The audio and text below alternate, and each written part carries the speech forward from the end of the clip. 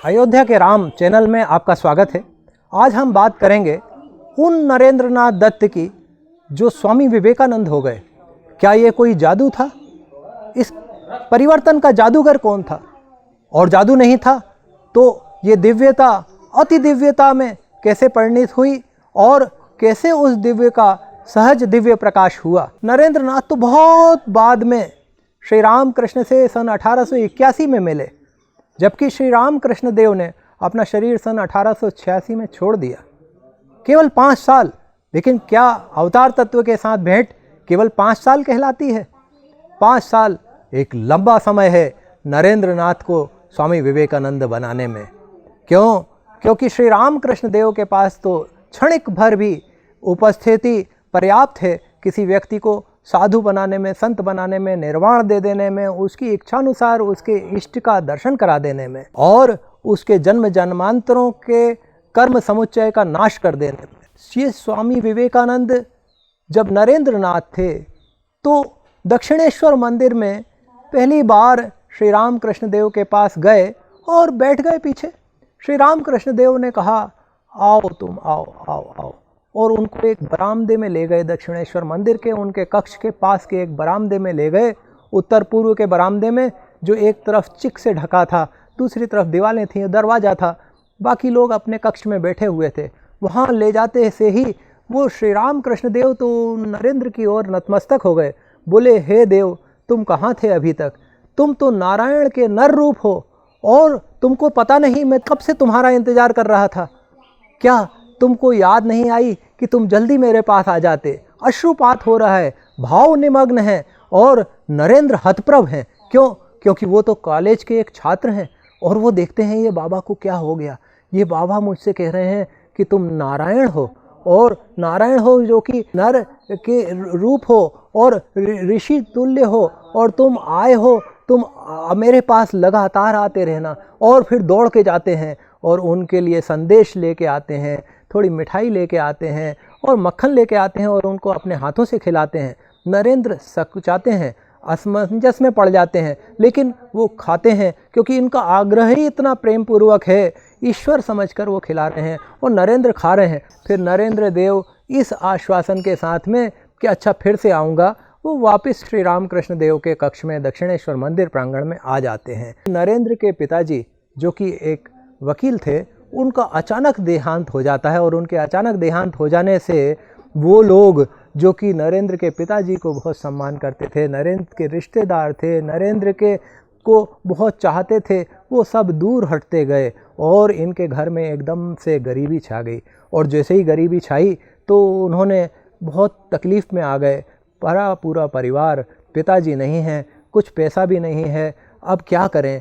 तो कलकत्ता में जगह जगह जाते हैं, नौकरी के आवेदन देते हैं और निवेदन करते हैं कि मुझे नौकरी दे दी जाए। नौकरी नहीं मिलती है और नरेंद्र भटकते रहते हैं, भूखे भटकते रहते हैं। कभी कभी तो अपनी माँ को बोल देते हैं मेरे मित्र के घर मेरा खाना है, ताकि जो कुछ भी रूखा सूखा घर में है वो उनके भाई बहन खा लें, उनकी माँ खा लें।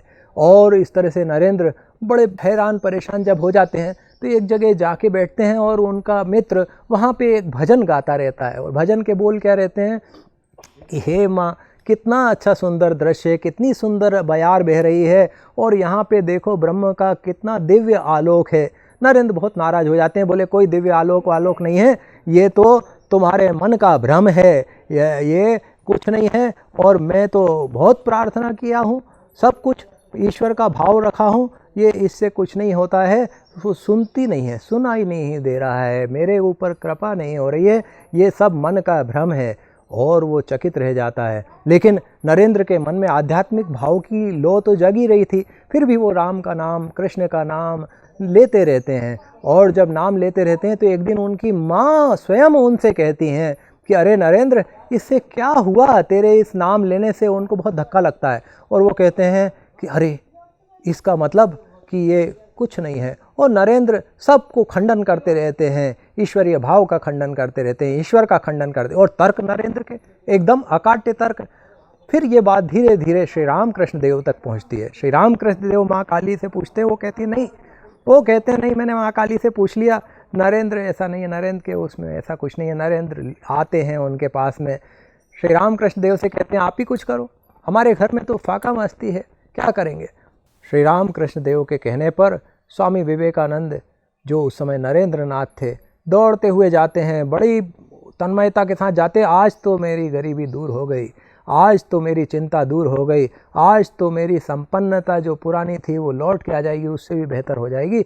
और जाके माँ काली के सामने जैसे ही साक्षात खड़े होते हैं तो देखते क्या हैं, सामने माँ काली स्वयं साक्षात खड़ी हुई हैं और वो भूल जाते हैं अपनी प्रार्थना और कहते हैं, हे माँ काली दया करें, कृपा करें, हमको भक्ति प्रदान करें, ज्ञान प्रदान करें, वैराग्य प्रदान करें, विवेक प्रदान करें।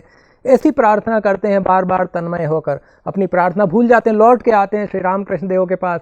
श्री रामकृष्ण देव अपने कक्ष में एक तखत पर बैठे हुए मुस्कुरा रहे हैं। पूछते हैं, हाँ भाई तुमने प्रार्थना कर ली, तुमको जरूर मिल जाएगा जो प्रार्थना करी है। अरे बोले वो तो मैं भूल गया। बोले तुरंत जाओ, तत्काल जाओ, अभी फिर से जाओगे फिर भी वो प्रार्थना कर लोगे, तुमको मिल जाएगा। दोबारा जाते वही प्रार्थना, हे माँ मुझे ज्ञान दो, भक्ति दो, वैराग्य दो, विवेक दो, आपकी अनंत कृपा दो, तुमको बताया था तुमको जो मांगना है जो चाहिए सब मिलेगा।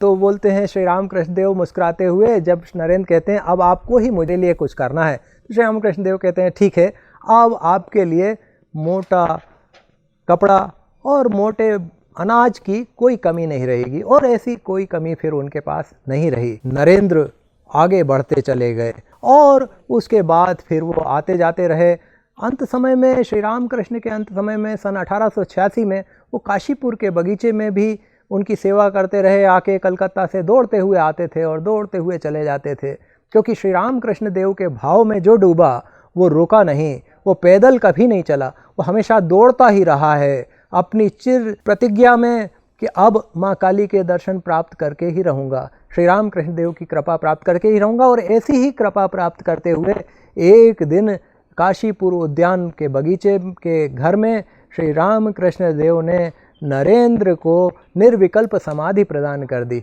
उसके 12 साल बाद पश्चिम विश्व में उन्होंने अपने ज्ञान की, अपनी भक्ति की, वैराग्य की पूरी बात कही और विश्व में आपने प्रसिद्ध हुए। और आज भी उनके शब्द वहाँ पर गुंजायमान हैं। नरेंद्र नाथ दत्त, जो विश्वनाथ दत्त जी के पुत्र थे, वो कैसे स्वामी विवेकानंद बने, उन्हें कैसे सविकल्प निर्विकल्प समाधि प्राप्त हुई, कैसे उन्हें शक्तियाँ प्राप्त हुई, कैसे उन्हें माँ काली के दर्शन प्राप्त हुए और कैसे उन्होंने प्रार्थना की तो माँ काली स्वयं सजग साकार सामने खड़ी हैं। ये दिव्य भाव हुए, इनको हम बार बार जुगाली करेंगे तो हमें भी ईश्वरत्व, ईश्वर कृपा और ईश्वर दया की प्राप्ति होगी।